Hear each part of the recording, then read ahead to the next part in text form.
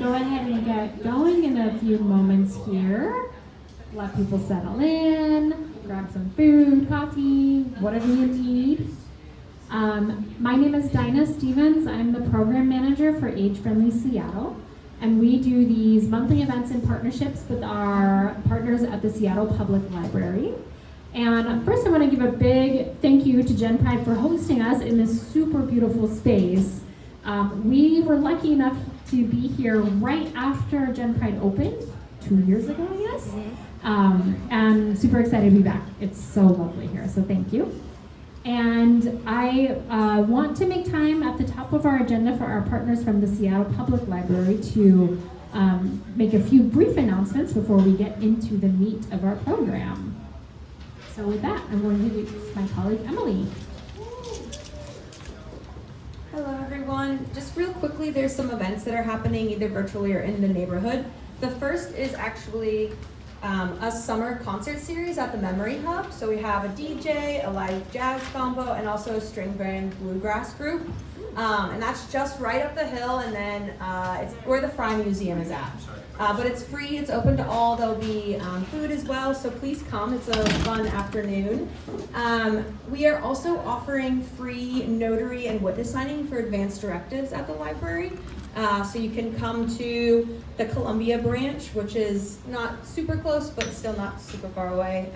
If you just get on the link, you can get there pretty easily. And that's free notary for any of your end-of-life planning documents. Yeah, there's lots more stuff on the back table if you have any questions. Thank you. All right, and just a few sort of housekeeping items. Number one, we are recording this event. So this is a reminder to our speakers also, and we're live streaming it, so we've got folks online as well. So if we could all remember to kind of stay in this general zone while we talk, that'd be great. Number two, we are lucky to have an ASL interpreter with us today. And so if you need her support, please let us know. She might be moving around the room to connect with those of you who need her. And I believe that's it for housekeeping. So with that, our topic today is scams and fraud prevention. Curious how many of you, by show of hands, have received some kind of text or email or call that felt like a scam? It's almost every day for me, right? So it's happening a lot, and it's really easy for people of all ages to become victims of scams. It doesn't mean you are negligent or that you're not smart. It just means that someone targeted you. And so today we want to share tips for keeping yourself safe, preventing yourself from losing money or getting involved in another kind of fraud or scam. We have speakers from AARP who are part of the Speakers Bureau. They do this all the time, talking to community members, and we also have people who are willing to share their personal stories. And this isn't always easy to talk about, so we're really grateful for Linda in particular for being here with us today. So I'm going to hand the floor over to them. I will quickly introduce our AARP team here. So we have Cynthia Henton. Cynthia is a retired high school and math teacher. Elementary. Oh, elementary, okay. Yes. I was going from memory, and that's a bad idea. Retired elementary and middle school math teacher. She's been with the AARP Speakers Bureau for 2 years now, and she spends her retired hours volunteering like this, but also in thrift stores, or volunteering at a thrift store, spending time with her husband, her 4-year-old god-granddaughter, and other friends, and she lives up in Linwood. And Pat Johnson is also here. And Pat is an AARP member. Hey, Pat. Pat's been a member for 18 years. So thanks for your service, Pat, to this mission. And a volunteer for 7. She retired from a career in sales, government, and medical research, living in West Seattle, my neighborhood as well. And then Linda's also here, who is a geologist. She's got her bachelor's in geology, and she teaches earth science through Edmonds College right now. So both in-person, hybrid, and online classes have been her experience. So I will hand it over to Cynthia to get us going.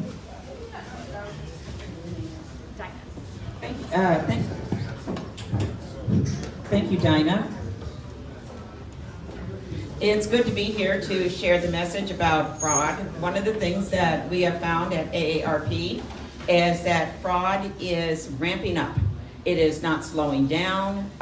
Your fraudsters are able to pick up on whatever is going on in the media, and they are able to find your information, and they are able to separate you from your money. Today I'm going to talk briefly about some scams, particularly to Washington State, and talk to you about how you can protect yourself. This is going to be about a 30-minute presentation, and then we have Linda here who is going to share a very personal story about a scam that she was involved in just a few years ago, 2 years ago.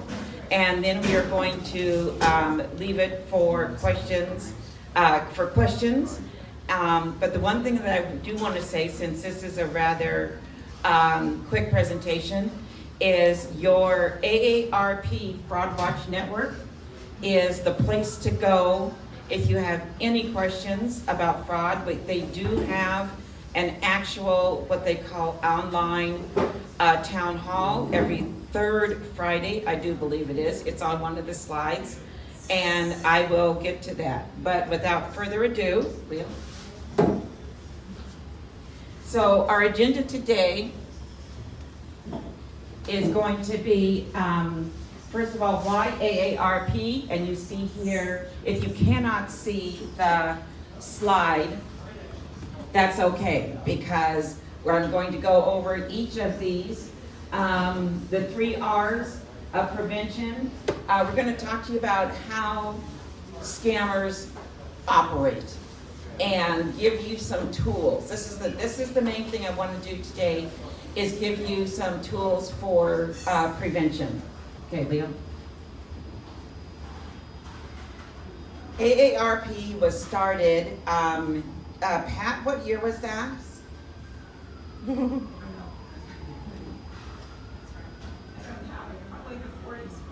Okay, probably in the 40s or 50s by Ethel Percy.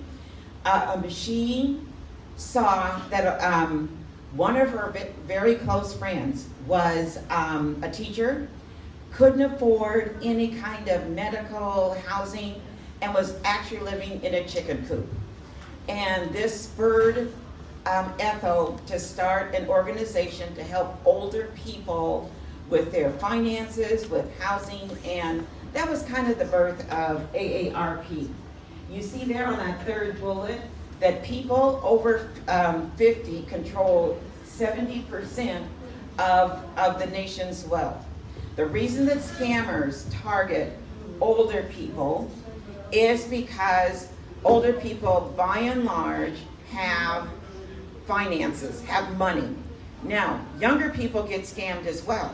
Everybody gets scammed. Nobody is immune. But older people get scammed less frequently, but for more money because we're retired. We usually have retirement and or Social Security and or some other types of personal investments that we have put soft money away over the years, and or maybe we have property. So scammers know this. Scammers know that 50%, the people over 50 control 70% of the wealth.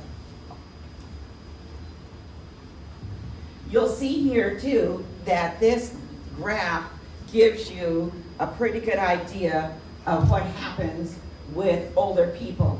453% more tech support scams. When I go around and do these presentations to retirement communities, to senior living homes, one of the things that I really stress to them is you can no longer sit back and say, oh, I'll let my grandkids tell me, oh, all those newfangled machines. There is no more doing that. Scammers know that older people don't know how to work computers. Scammers know that older people just kind of shy away from it. We're the boomers. We just don't even want to be involved with this newfangled stuff. So it is no longer an option for older people to not understand tech. Libraries, community centers, the Apple Store. There are so many places where you can go to learn how to use your computer. When we talk about fraud, we talk about the 3 R's, and I'm going to add a 4th R that I have learned about as I go around and do these speeches. One is to recognize, and we're going to talk about how do you recognize even if it is fraud. You get so many calls, people say don't answer calls if you don't know the phone number. Well, let me tell you, my mother has dementia, and she's in memory care. There are nurses and workers from where she is that call me on their personal work phones. And I answer the calls. I don't say, well, I don't know that number, I'm not going to answer. It could be the nurse from where my mother lives. But when you answer it, there are clues that you can have to know if this is a scam call or if this is real, even if they have some of your own personal information. The next is to resist. We're going to talk about how scammers get your information, get you all excited, all hyped up, and then, bang, that's when they have you. And they know that the longer they keep you on the phone, the more likely you are to give them any kind of money or more information. They know that if they can excite you, either with fear or with what I call the FOMO, F-O-M-O, fear of missing out. They know a lot of psychological tricks. And then we talk about reporting. Now, not necessarily to the police. The police can't do a lot, but you can report to Macy's, to Social Security, to Amazon, to whoever, whatever entity that was. They are collecting, to your bank. They are collecting scam data as well. I recently had more money taken out of my account than it should have been from a previous place where my mom lived. They took out too much money and the bank got it back for me. So not necessarily calling the police. The other R that I add is to relax. I have a 4-year-old god-granddaughter, and heaven forbid anything should happen to her. But there are scammers that can imitate your children's voices. When you put a lot on social media, they know that you have a grandson named Billy, that you just went on vacation to Canada, that he drives this kind of car, and yada, yada, yada, yada. So we also talk about beware of what you put on social media, because that's where a lot of scammers go to get your information. There have been times when people have been called, we have your grandson here, we caught him speeding, he's here in jail, to get a lawyer to get him out. You need to send us, let's just say $5,000, and you need to go get some gift cards. And people have done it. Rather than to relax, call your grandson, he's probably at home, sleep, eating snacks, or with his friends. Call his mother, call somebody else. Because as Linda will talk to you about later, that's another way that scammers get you, is to say, don't tell anybody else. It's between you and I. That's your first clue right there that something is wrong. Okay, we are. So real quickly, we talk about scam versus fraud. I'm going to use these interchangeably. Scam is pretty much when you have given me the money. I've asked you to go get me some gift cards to pay your light bill, and you go do it, and then I come to your house to pick up the gift cards. Seattle City Light will never do that. PUD, Puget Sound Energy, no electrical company will do that. Also, no electrical company is just going to shut off your lights like that. My story, I had my sister was hunkered down in my mother's house. I could not turn off the lights. it takes months and almost years, doesn't it, Leo? Yeah. To get your lights actually shut down. So if somebody is threatening to turn off your lights tomorrow, oh, send me an invoice. I didn't get that message. Could you send me another one? I'd be glad to pay it. And a scammer is not going to do that. Okay. Oh, and fraud is when somebody has taken your money without your permission. But we're going to use them interchangeably. And I am going to sit down because my knees are telling me to sit down. So in Washington State, I'm going to, again, just focus on the first three, which is imposter scams. Believe it, romance scams are still going on, where people go online to legitimate sites to meet people, and the scammers go in there, they just put up some kind of picture, and I have heard of scammers grooming people for weeks, months, and years, because they are scamming multiple people at the same time. You think you're in love with this person, well, they're in love with probably 62 other people. ID theft, we all know. We're going to talk about how to protect yourself from ID theft, and then online shopping. Really be careful. Going to trusted sites. I was on Facebook the other day, and of course with my knees, I'm always looking for remedies. They were talking about, oh, here's something that's really going to help you. Oh yeah, look at this cream or whatever. So I kind of click on it, and it's this bogus company, and it's cream ABC. So then I go again, I just kind of pass it by. Oh, look at this cream. So I go on again, it's a bogus company, but the name of the cream has changed. So you really have to be careful with online shopping. Okay. This just shows again that in Washington State, Leo, can you read that second? What's the second one with the orange? Property identity theft. Identity theft is one of the second biggest in Washington State.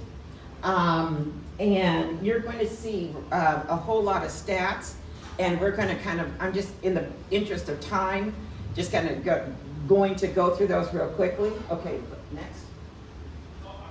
So here again in Washington State, you'll have people calling you from the IRS saying that you owe money. Maybe you do.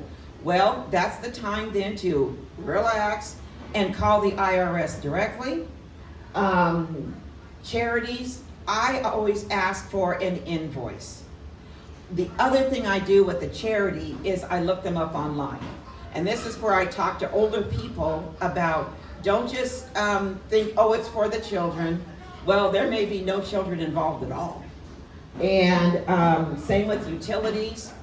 They are not going to ask you to pay them with gift cards. This is a big one, and it may sound kind of silly to you, but there have been clerks at many major and smaller stores that when they see people coming in getting multiple gift cards at one time, they might just kind of start a conversation with them. Now you might be getting $500 gift cards because you're a very, very wonderful person and you want to give them out. I'll give you my address. But normally people, especially if it's not around Christmas, people don't do that. So a clerk might, oh, what's going on? And somebody might be very close-lipped. Clerks have been alerted to kind of slow that person down.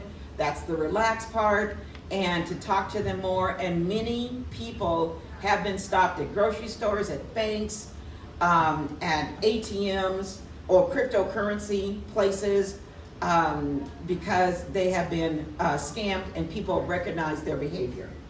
Okay. So the other thing, I think we've got a lot of us, when I do this, these talks to older people, we're not looking for jobs. However, your children may be and your grandchildren, and all of us need to be aware of all of the scams that are out there. There are a lot of times you'll see bogus job offers and you need to pay us a fee in order for us to submit your application. That does not happen. Okay, go to the next one. Okay, top scam number 3 in Washington is online shopping. Now, the rule of thumb is to pay by credit card. It is more secure and it is more encrypted. I have a lot of friends that only use their credit card and then they pay that off at the end of the month. You gotta be careful, it takes a lot of discipline and a lot of accounting on your part. Yes. Some people may have 2 debit cards. Maybe they just have one for online shopping and the other one for going to the grocery store, getting gas, and so on. That is something else that people do. Okay.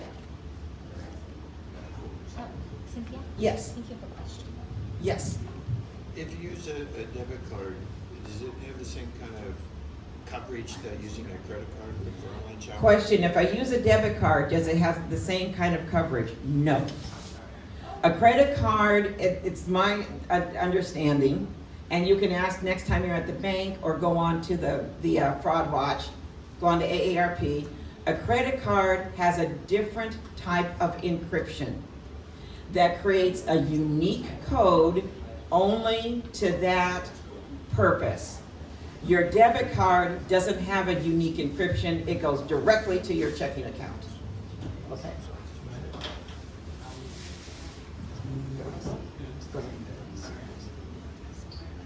Okay, click that. Can you turn up the volume?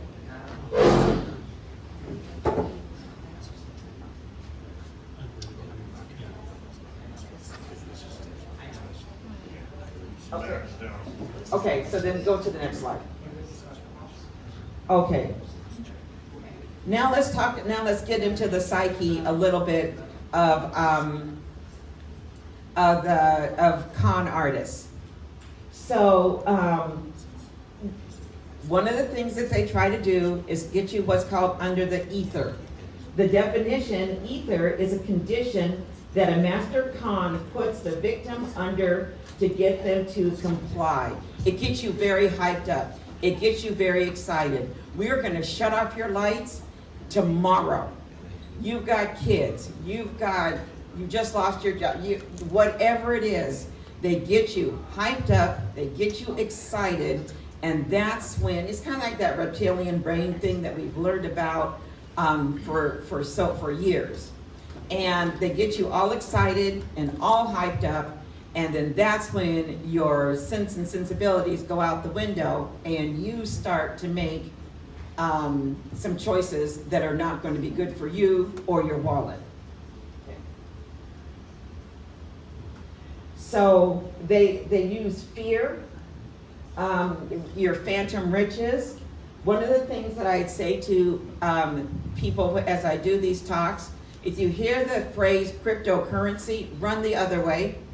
Do not invest in cryptocurrency. It is fake money. It is unregulated. It is whatever its value is, whatever Linda and I say the value is, and we can raise the value, we can lower the value. They will show you investment on returns, and think of it as some kind of Ponzi scheme, investment on returns. There are crypto cash machines all over town. There are probably a lot here on Cap Hill and up and down Broadway. And you have to put cash into them. There have been times when people have been stopped because they're just putting cash in $20,000 into these crypto machines in hopes of reaping hundreds of thousands or even millions. Just don't do it. It's once your money is gone, it's gone, And the other thing that we are understanding about cryptocurrency is we don't know when you put that $20,000 in there, $1,500, we don't know where it's going. A lot of conventional wisdom thinks it's going to fund terrorist organizations, other nefarious types of dealings, and so it is not a good idea. So we've talked to you about not paying with gift cards. No, Puget Sound Energy doesn't want your gift cards. Macy's has gift cards. And in fact, if you look on the back of the gift card, when you purchase a gift card, or you even get a gift card from Macy's as a gift, you cannot redeem it for cash. I can't go and say, oh, I have $50, can I put this on my bill? They will not let you. You need to actually buy merchandise. So I would say any types of transfer, any types of payments that you are going to do, make sure you have, again, some kind of invoice. Make sure that you have contacted a trusted at the bank, a friend, a husband, a loved one, a niece, and say, how does this sound to you? Because again, that's what the scammers want to do, as Linda will talk about in just a few minutes. That's what the scammers want to do. They want to get you alone, get you by yourself, get you scared out of your mind, and then they have you. Okay, we've talked about, okay, go ahead to the next one.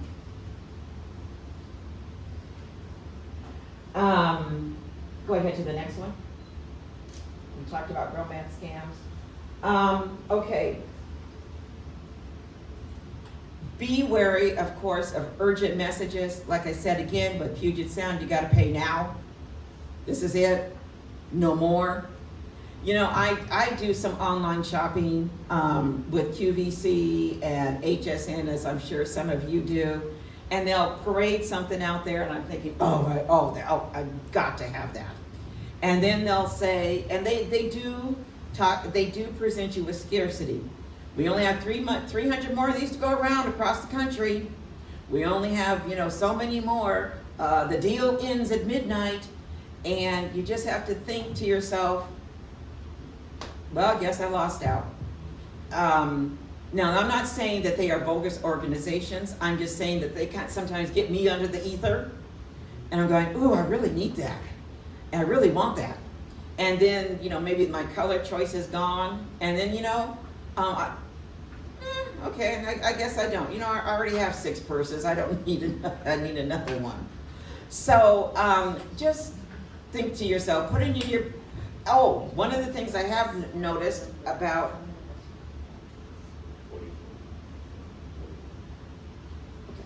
Okay. Another thing that again they try to induce scarcity, even on legit sites. I've noticed now that if you do put something in your cart, in your basket, there are some entities that after an hour they'll take it back out. So just be wary of online shopping. Again, make sure it's from really legit sources, and just ask yourself, do I really need that? We've talked about romance scams. Yes. Amazon has a lot of subcontractors when you order something from Yes. them. The subcontractors, are they going to be legit, or can there be scammers in there? The question is, Amazon has a lot of subcontractors. Can they be legit, or can there be scammers in there? A lot of times, most of the time they're legit. I would look at their rating. I would look at reviews. And also, if you are a little skeptical, you can contact Amazon themselves. Go ahead. Are all sites legitimate? Like if you go to Macy's, Lowe's, I believe, okay, the question is, are all sites legitimate? If you go to Macy's or to Lowe's, here's the one thing, you have gone to Macy's. Macy's didn't come to you.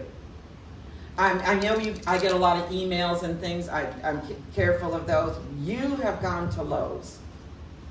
The other thing is, you can also call Macy's and say, you know, I'm looking at this cookware here, online, and you know, it says it was $500, now it's $49.99. Is that legit? Oh yes, that is legit. We're trying to clear it out, blah, blah, blah, blah.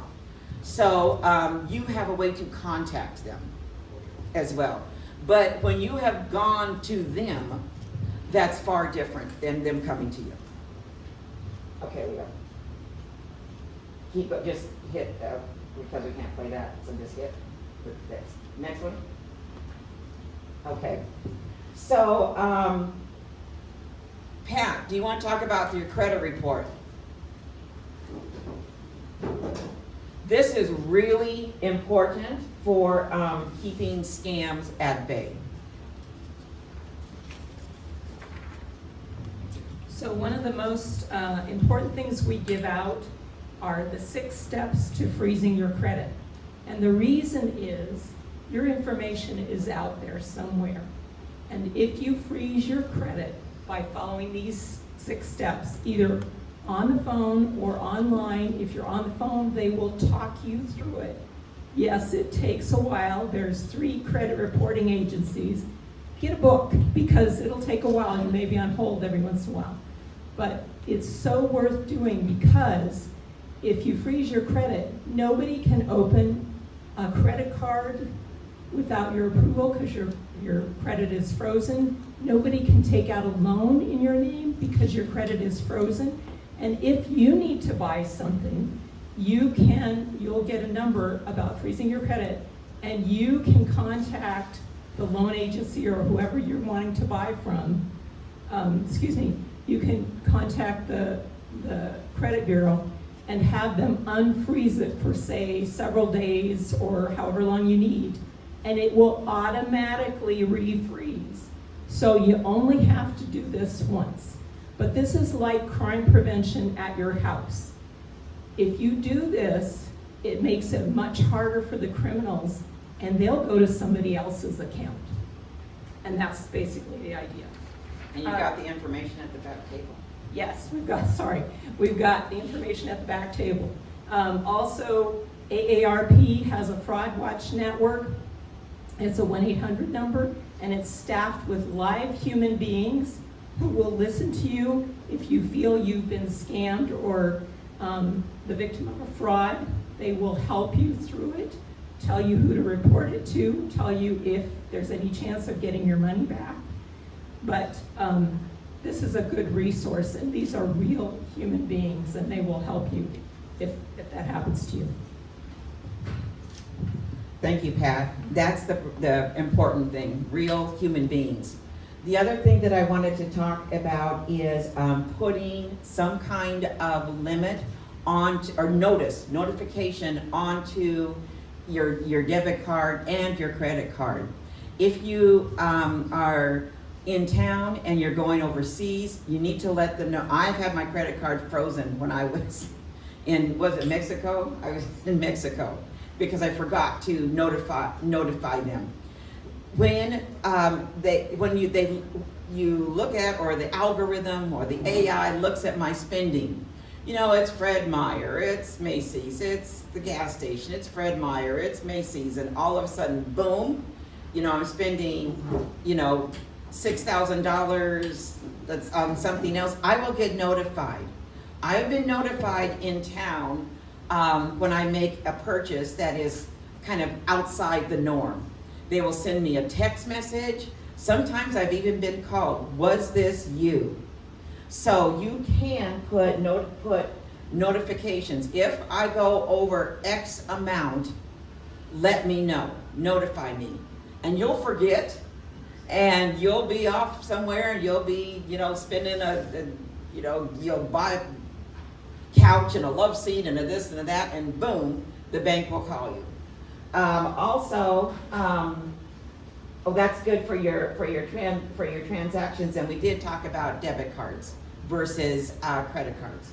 Okay, I'm just going to go through these very quickly, and then I want Linda to share her story. Okay, move on. Let me see. Move. Oh, stay there. Fighting robocalls. Hang up. That's it. You can also tell if a call is is not from this area when you pick it up and there's a delay. When I pick up the phone and people go, hi, like I called Pat here and she just picked it up, hi, Cynthia, or hi, or even if you're calling a business that doesn't know you, people pick up right away and start talking. When you get a call and you hear a psst, or you hear any kind of delay, it's probably somebody from overseas, probably a scam. Also, you don't need people calling you asking you, do you want your roof repaired? You'll know when you want your roof repaired. They don't, oh, we're just in the neighborhood and we're just, I was just down the street talking to your neighbor. Oh, really? Which one? Even if you know no neighbors. There's a woman, her name is Dana Eve, and she does a lot of crime prevention. And one of the things she says I love is lie to survive. Lie to survive. Okay? Oh, what neighbor was that? Oh, really? Gee, I thought they were tired, whatever. But you don't need people coming to your door to ask you about pest control. If you are having a lot of ants and bugs in your house, you don't need to be, gee, I wish somebody would come to my door and ask me if I, need some pest control. No, I think you will have taken care of that. Okay. Robocalls, just hang up. So Pat talked about freezing your credit. Be careful about what you put online. If you go on a great vacation, post it when you get back. I know people like to post, oh, we're in Switzerland, oh, we're here. Post those when you get back. QR codes, again, these are ubiquitous. A lot of restaurants use them now because that way, if they change prices on their menu, they don't have to keep printing new menus. They just use a QR code. Just be wary of where you're pointing your camera at a QR code. One big scam I've heard about, speaking of QR codes, is you will get a box at your house. A box that you did not order. Ooh, my brother sent me a present. Or, whatever. And it's this box you did not order. You open it up because you're in the ether, and it says, click this QR code to see who sent it to you. Once you do that, they're in your phone. So if you get a box and you get some nice stuff, just keep the stuff and throw the box away. Okay? But do not click on any QR codes that you do not know the source of. Okay, Pat talked about freezing your credit. The Medicare, I talked to a lot of people that are on Medicare, Social Security. Medicare is not going to call you to verify your Medicare number. Social Security is not going to call you to verify your Social Security number. I get, speaking of Amazon, I will get emails, text messages from the post office. We can't deliver to your address. Really?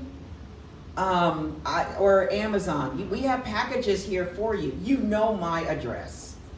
Again, they get you under the ether, and then you call this entity, and then that's where they have you.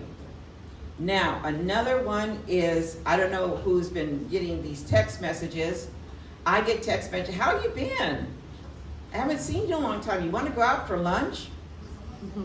Now, I have a good, strong network of friends, but if I don't recognize that number up there, I'm not going to respond.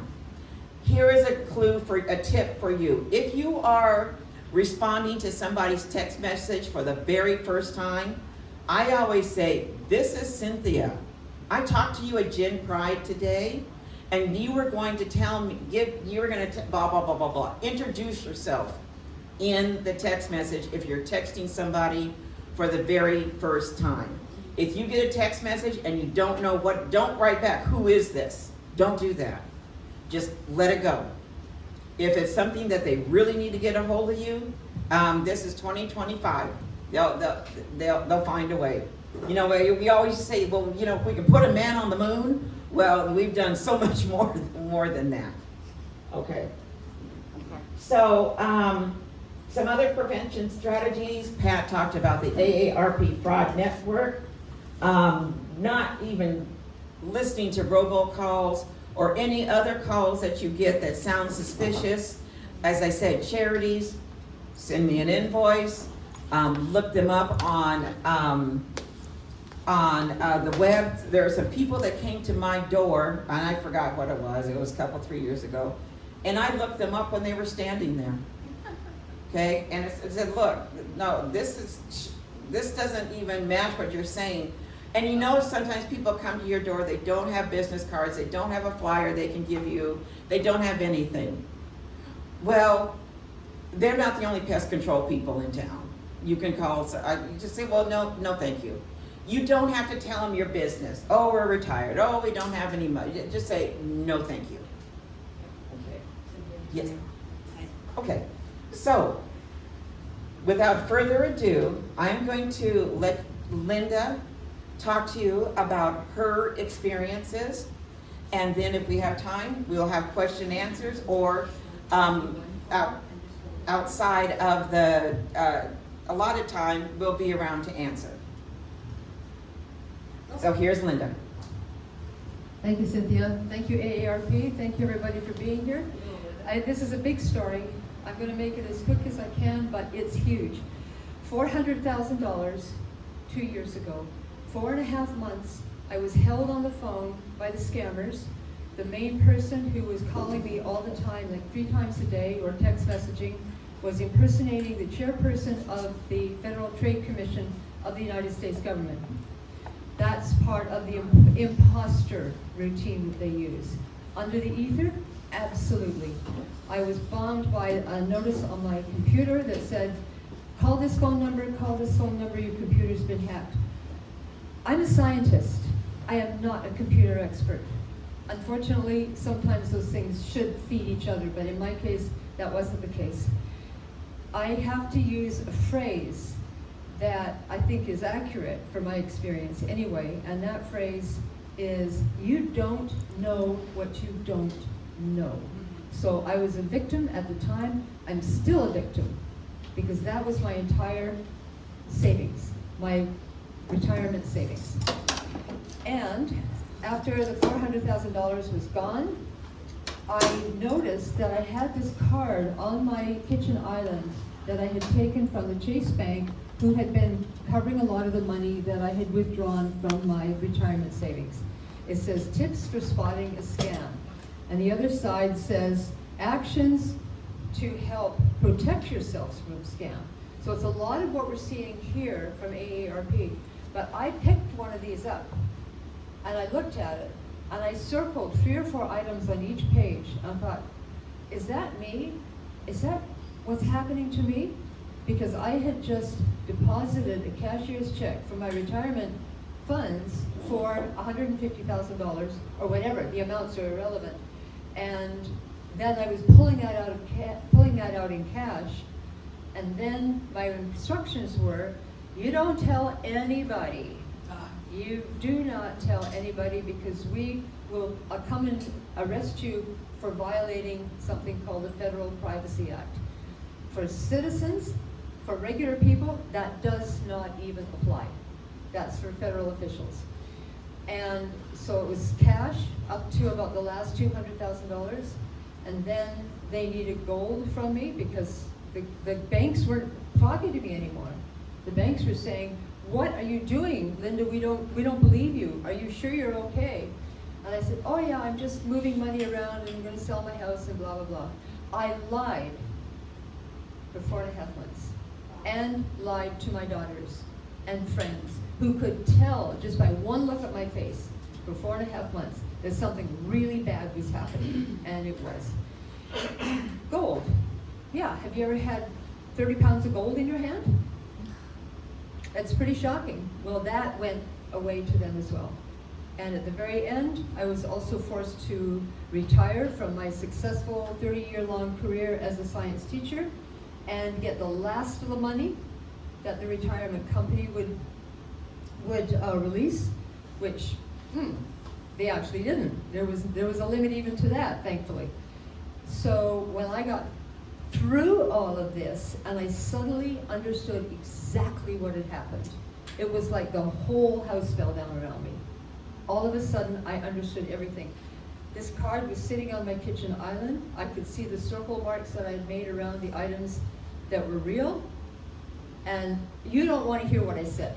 It's really rude. It's really, really rude. But it made me so angry.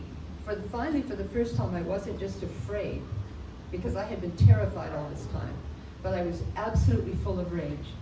And the first thing that occurred to me with all of this rage in my body was, I have to not only report this, which I did for the first time, reported everywhere, but I said, I have to talk to people. I have to share this story as often, as widely, as loudly, as rudely as I can get away with. And so a couple of things happened after that. One was I got in touch with AARP, and I said, this is what's happened, and I actually did a little story like this, big story, little story, and met Jean and other people at AARP, and they said, yeah, come on, we need you. Well, I also had my story printed up in the Seattle Times in an issue in February or March last year, which you can find. It's a guest essay by Linda Candro. I have my website, I have my cards, I can give you those. And also AARP did an hour-long interview, and that is a podcast. And that podcast is also available on my website. These items that I asked our gentleman behind me to show you one more time is urgent messages. That is exactly what I succumbed to, number one.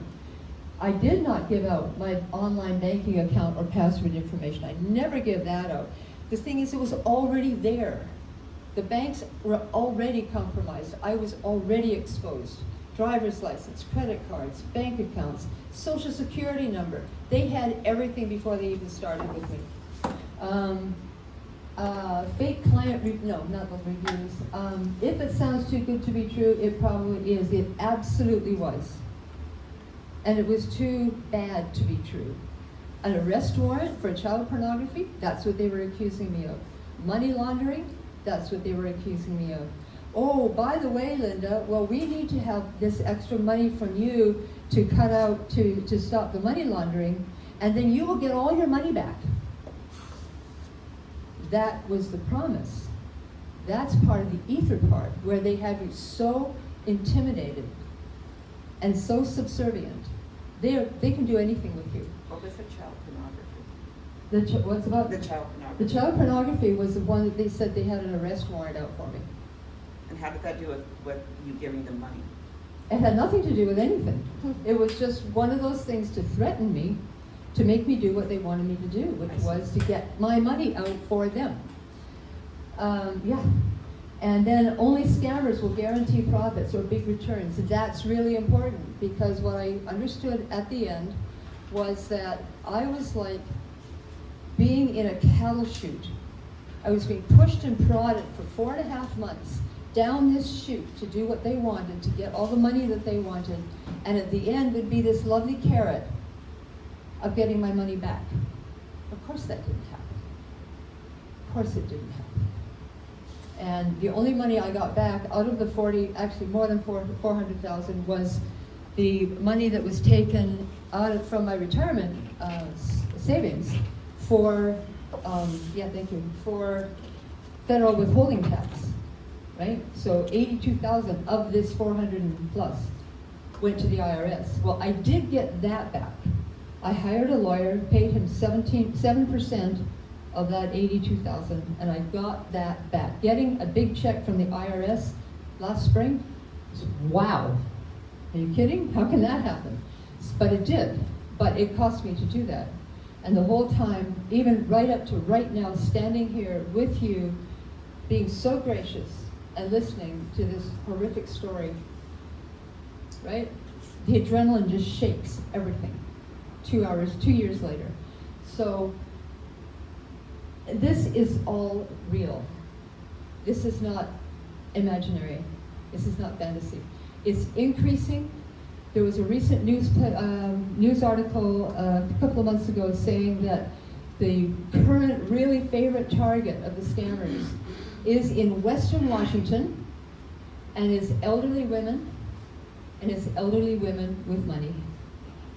We're the main targets that they want, because they know that we may not have a spouse or children around anymore, and we may be retired, and we're hanging on to our retirement funds because we're looking forward to retiring someday. We're victim categories, victim potentials. And the story goes on and on and on. There's so much more to it, but I don't want to barge in any further than I already have. You're welcome to take one of these cards from Chase. It is the same as what you'll see, a lot of the same as what you'll see with Pat down there on the table from AARP. And I have a website and a business card, and I'm going to give anybody who wants it my business card, and you can go straight to the Seattle Times article, and you can go straight to the podcast. And it's all there. And I survived, but I was terrified at the whole time that what if somebody was more vulnerable than I am? And this had happened to them. And what if they didn't survive?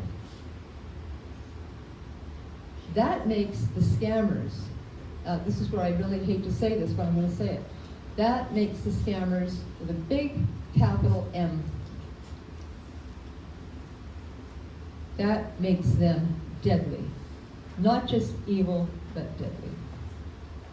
And there is no polite way to say that. So don't be polite about this. Be fierce. Be as fierce as you can tolerate. And I thank you so much for being here and listening. And thanks to Cynthia. Thank you.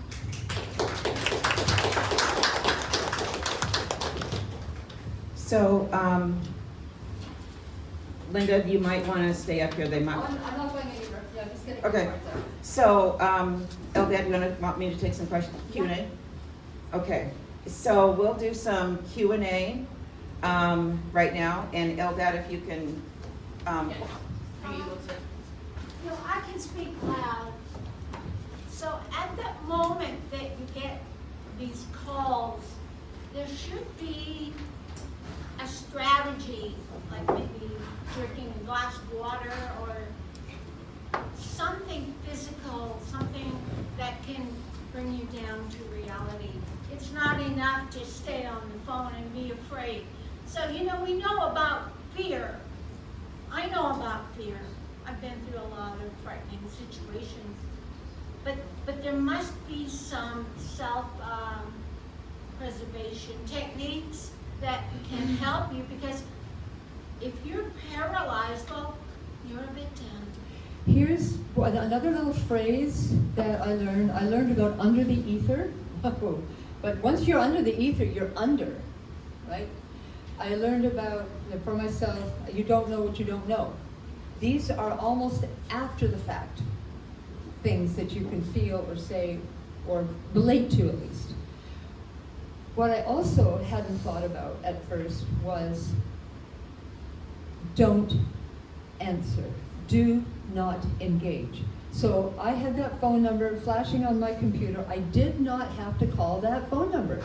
But again, I come from a world in my academic world that just doesn't really leave me all that much in the way of social resources, right? To understand how all this craziness works with our very digital lives. Social engineering. So the thing that I could have done and that I didn't do was I could have simply not answered that. I didn't have to make that call. That was one of their immediate things. Do it right now. An urgent message. That's first on the list. But after that, once I was in contact with this person who claimed they were the chairperson of the Federal Trade Commission, They might as well have been the vice president or the president for all I know. It was all fake. And I did not have to continue to answer or respond. I had that option all the way through. But I believed them. They had me trapped. And I knew that I couldn't talk to anybody because they said so. I knew that I had to keep going to get more money because they said so. It's being a victim. Somehow you have to recognize that you are being victimized. And I don't know how to help anybody actually do that. I only know what I had to do, which unfortunately was go through the whole bleeping thing. But that's what I'm trying to share with people, is if you go through the whole thing, this kind of thing could happen to you. What happened to me? Linda, Yeah. excuse me, over here. So one of the ways you can protect yourself is by being more informed about scams. And the other two simple things you can do is hang the phone up. That's what I'm saying. Turn your computer That's right. off. Well, actually, turning your computer off is not going to stop the website that's infiltrated it. But at least you're not responding to them. Right. That's what I It mean. gets you Do out of the not cycle. And engage. those are the two easy things to do. Yeah. Do not engage. And also, that's why we brought all this information, so please stop by before you leave and take some. Yeah. Right. Uh-huh. So, yes? I had a situation recently where I was scammed. I was confused because I had done a fat finger thing, and I thought I had, and I saw something about PayPal come up, and I didn't pay any attention to that.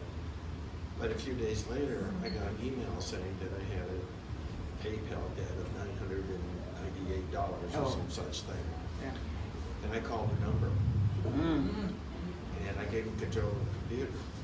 And then it dawned on me, wait a minute, this isn't necessary. So I turned the computer off. Mhm. But I didn't turn it off until after I noticed that supposedly files were being deleted off of my computer because of the Wow. control that I gave it. So I pulled the plug, Mhm. literally on it. I got lucky because immediately after I pulled the plug, I called my bank, told them what had happened. They ran me through all the stuff I had to do for that. I called my insurance company, which in one case is my credit card company, and so I was covered on the whole thing that way.